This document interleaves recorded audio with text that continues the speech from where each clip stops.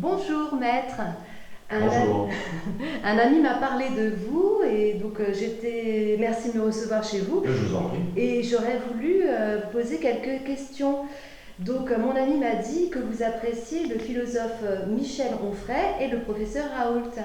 Alors, avant de répondre à votre question, enfin en deux questions, je voudrais surtout préciser que je ne suis point un maître, mais un décimètre.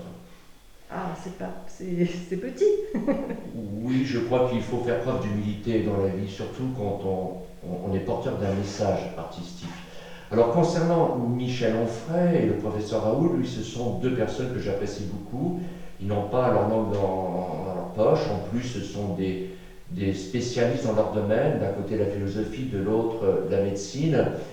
Ils incarnent bien un mouvement qui est en train de naître, fortement enraciné dans l'histoire, mais qui réapparaît dans des périodes souvent de décadence ou de division dans notre nation. Ils incarnent une forme de souverainisme que je partage, car moi-même, je veux défendre mon histoire et je suis un patriote en quelque sorte. Je sais bien que ça va faire grincer des dents, mais il n'y a rien de négatif en disant cela. Oui, j'aime ma patrie, j'aime mon histoire, et je représente à travers l'art que je pratique, je cherche à défendre justement toutes ces valeurs. Mais alors, êtes-vous un progressiste? Je n'ai rien contre le progrès, mais dois-je vous rappeler la citation de Baudelaire: la religion du progrès, le paganisme des imbéciles. Vous voulez dire que les progressistes sont des imbéciles? Non, cela serait méprisant à l'égard de nos contemporains. Encore que beaucoup font preuve de prétention. Certains sont assez, on pourrait dire, obséquieux. Non, je crois il faut faire preuve de beaucoup d'humilité dans la vie. Comme je le disais, je le dis souvent, il faut être humble devant les choses.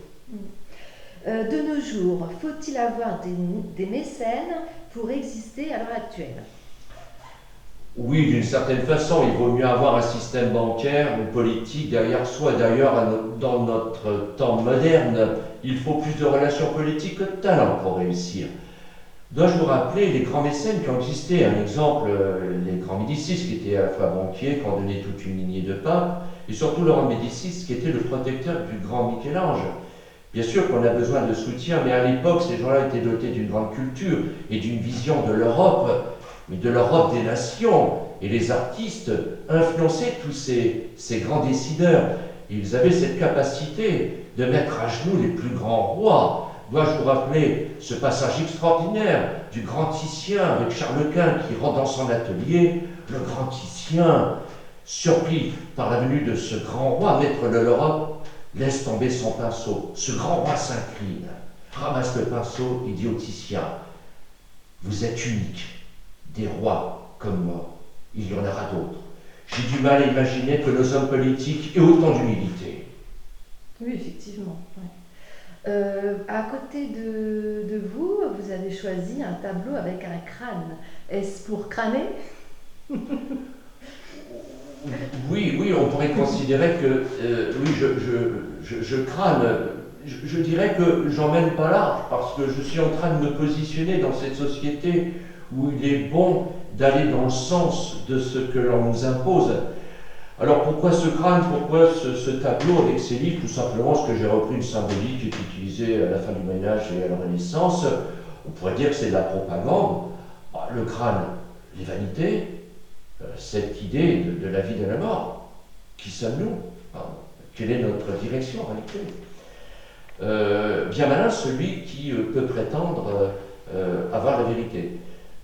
Ce tableau, le bougeoir, représente la lumière, la connaissance, les livres. Alors, et je conclurai par cette citation qui est la suivante: tout se décompose avec la mort.